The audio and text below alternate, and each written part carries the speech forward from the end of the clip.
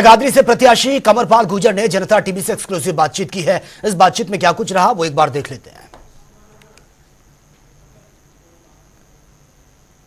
केंद्रीय नेतृत्व द्वारा एक बार फिर हरियाणा के कृषि मंत्री चौधरी कंवरपाल गुर्जर में अपना विश्वास जताते हुए जगाधरी से एक बार फिर टिकट दिया है। 2 बार के विधायक रह चुके हैं, मंत्री रह चुके हैं और यहां जैसे ही इनकी टिकट की घोषणा होती है तो इनको बधाई देने वालों का तांता लगा हुआ है। लोग जो है बधाई दे रहे हैं, लड्डू खिला रहे हैं, ढोल नगाड़ों के साथ लोगों ने रात में काफी यहां जश्न मनाया था।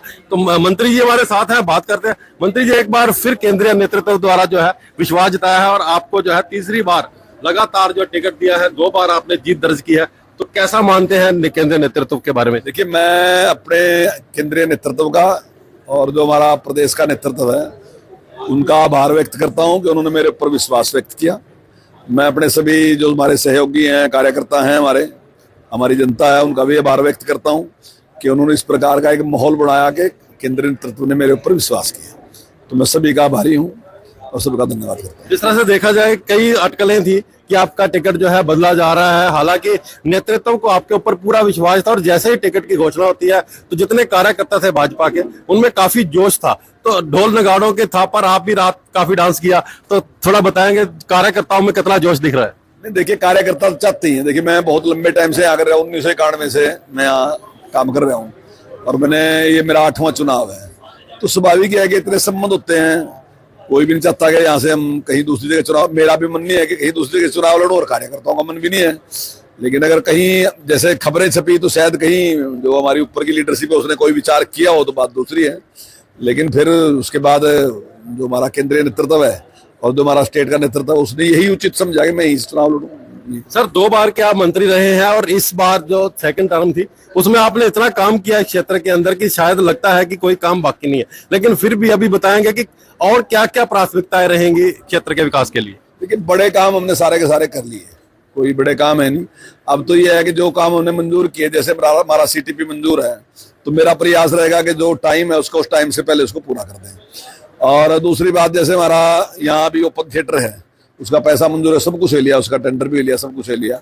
तो अभी ये है कि टाइम पे वो पूरा हो जाए। तो ऐसे ही हमारी और भी कुछ बिल्डिंग है जिनका पैसा मंजूर हो गया, शिलान्यास हो गया, वो टाइम पे पूरी है। दूसरा, मेरा एक कृषि कॉलेज का था, तो वो भी मेरा लगभग कंप्लीट है, लगभग 90% काम उसका है, FD में फाइल है। तो मैं समझता हूँ जल्दी वो क्लियर हो जाएगी। कोई ऐसा था नहीं, सारी बात हो गई थी। अगर ये आचार संहिता ना लगती तो मेरा ख्याल है उसका पैसा अब तक का सैंक्शन है कि उसका टेंडर हो जाता। लेकिन आचार संहिता 1 महीना पहले रहेगी, इसलिए रहेगा। तो वो भी मेरा एक स्वप्न है कि उसको भी हम जल्दी पूरा करें। दूसरा, ये भी हमारा फाइनल है, यहाँ वाला जो मिनी सचिवालय मैंने जगाधरी में सोचा था और डिप्टी कमिश्नर साहब ने उसका सारा प्रपोजल बना के तैयार करके भेज दिया और वो प्रोसेस में है। तो हम चाहते हैं कि जितने भी ऑफिस यमुनानगर में हैं, जिले के ऑफिस सेक्रेटरीट के बाहर रहेंगे, तो सारे के सारे ऑफिस एक जगह बन जाए ताकि लोगों को सुविधा हो और एक ही जगह सारे काम हो। हमारे पास जमीन है, 3.5 एकड़ जमीन है, जहाँ पहले SDM का ऑफिस होता था, कोर्ट होती थी। तो यहाँ बहुत अच्छा बन सकता है। तो मेरी इच्छा है कि यहाँ जल्दी से अगर वो करता है तो मेरा ख्याल अच्छा होगा। दूसरा, नगर निगम का कार्यालय जो है वो हमारा अंदर शहर में है, काफी भीड़ जगह है। वैसे हालांकि तो सड़क तो खुली है वहाँ बहुत, पर फिर भी मतलब बिजनेस बहुत है वहाँ, दुकानें बहुत हैं, बड़ा काम है। तो अभी सोच रहे कि वो बाहर हो। तो पहले कई जगह देखी, लेकिन उनसे सबसे सूटेबल जगह जो है DC ऑफिस के सामने ही है बिल्कुल। तो हमने ले ली, क्योंकि अभी कृषि मंत्रालय मेरे पास ही था। तो बातचीत करके हमने जो हमारी मार्केटिंग बोर्ड है उससे वो जमीन ले ली है हमने, उसके पैसे हम जमा करा देंगे। तो मेरा उद्देश्य है कि वो कार्यालय हमारा जल्दी से जल्दी बनना चाहिए। सर, बात करें प्रदेश की, तो प्रदेश में किस पार्टी के साथ जो है भाजपा का मुकाबला आप मानते हैं? देखिए, प्रदेश में हमारा मुकाबला कांग्रेस के साथ है, लेकिन कांग्रेस में जिस प्रकार की हताशा इस टाइम है, क्योंकि कांग्रेस बातें तो बड़ी बड़ी कर रही थी कि उसका माहौल है, उसकी लहर चल रही है, ये है वो है।